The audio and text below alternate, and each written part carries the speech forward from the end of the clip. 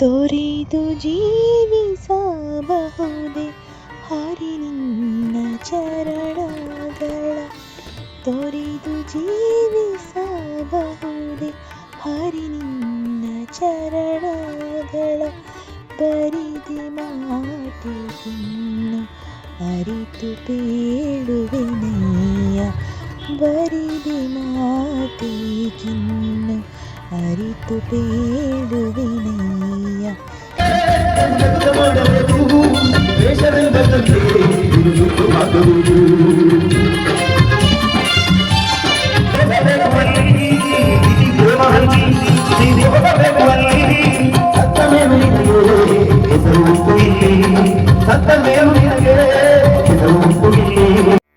ರಾಮ ನಾಮ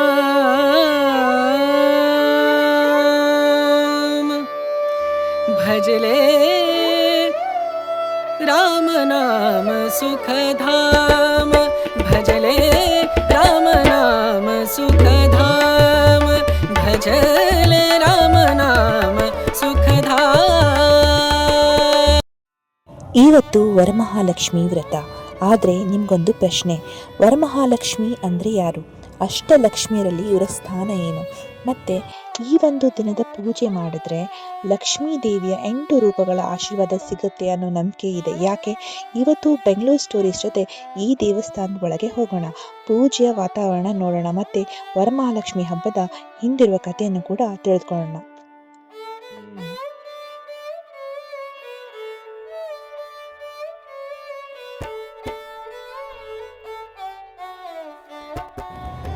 ನಾನೀಗ ದೇವಸ್ಥಾನದ ಒಳಗಡೆ ಹೋಗೋದಕ್ಕೆ ಕ್ಯೂನಲ್ಲಿ ನಿಂತಿದ್ದೀನಿ. ಇಲ್ಲಿ ಗಮನ ಸೆಳೀತಾ ಇರೋದು ಏನು ಗೊತ್ತಾ? ಈ ಅಲಂಕಾರ, ಹೂವು, ತೋರಣ, ದೀಪ, ಪ್ರತಿಯೊಂದು ಕಡೆ ಹಬ್ಬದ ವೈಬ್ ಇದೆ.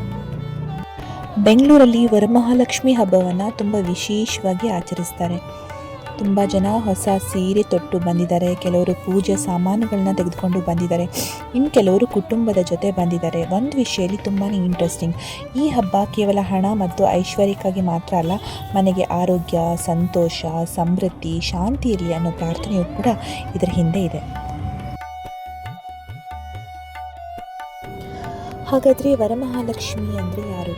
ಹಿಂದೂ ಸಂಪ್ರದಾಯದಲ್ಲಿ ಲಕ್ಷ್ಮೀ ದೇವಿಯನ್ನು ಸಂಪತ್ತು ಮತ್ತು ಸಮೃದ್ಧಿಯ ದೇವತೆ ಅಂತ ನೋಡಲಾಗುತ್ತೆ.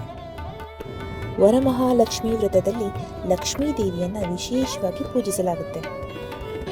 ವರ ಅಂದರೆ ವರವನ್ನು ನೀಡುವಳು, ಅಂದರೆ ಭಕ್ತರು ತಮ್ಮ ಕುಟುಂಬಕ್ಕೆ ಬೇಕಾದ ಶುಭ, ಸಮೃದ್ಧಿ ಮತ್ತು ಮಂಗಳವನ್ನು ದೇವಿಯ ಬಳಿ ಬೇಡಿಕೊಳ್ತಾರೆ. ಆದರೆ ಇದರ ಹಿಂದೆ ಒಂದು ಸುಂದರವಾದ ಪುರಾಣದ ಕಥೆ ಇದೆ.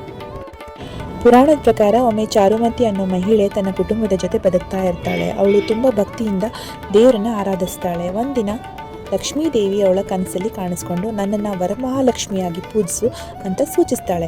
ದೇವಿಯ ಸೂಚನೆಯಂತೆ ಚಾರುಮತಿ ಪೂಜೆ ಮಾಡ್ತಾಳೆ. ಆಕೆಯ ಜೊತೆ ಊರಿನ ಇತರ ಮಹಿಳೆಯರು ಕೂಡ ಸೇರಿಕೊಂಡು ಎಲ್ಲರೂ ಪೂಜೆ ಮಾಡ್ತಾರೆ. ಅವರು ಭಕ್ತಿಯಿಂದ ಪೂಜೆ ಮಾಡಿ ದೇವಿಯನ್ನು ಆರಾಧಿಸ್ತಾರೆ. ಅಂದಿನಿಂದ ವರಮಹಾಲಕ್ಷ್ಮಿ ವ್ರತವನ್ನು ಆಚರಿಸುವ ಈ ಒಂದು ಸಂಪ್ರದಾಯ ಬೆಳ್ಕೊಂಡು ಬಂದಿದೆ ಅಂತ ನಂಬಲಾಗುತ್ತೆ. ಈ ಕಥೆಯಲ್ಲಿ ನನಗೆ ಇಷ್ಟವಾಗುವ ಒಂದು ವಿಷಯ ಏನು ಗೊತ್ತಾ? ಒಬ್ಬರ ಭಕ್ತಿ ಇಡೀ ಸಮುದಾಯದ ಆಚರಣೆಯಾಗಿ ಬದಲಾಗ್ಬಿಡುತ್ತೆ. ಇವತ್ತು ಬೆಂಗಳೂರು ಸ್ಟೋರೀಸ್ ಜೊತೆ ನಾವು ವರಮಹಾಲಕ್ಷ್ಮಿ ಹಬ್ಬದ ಒಂದು ಸುಂದರ ಕ್ಷಣವನ್ನು ನೋಡಿದ್ವಿ.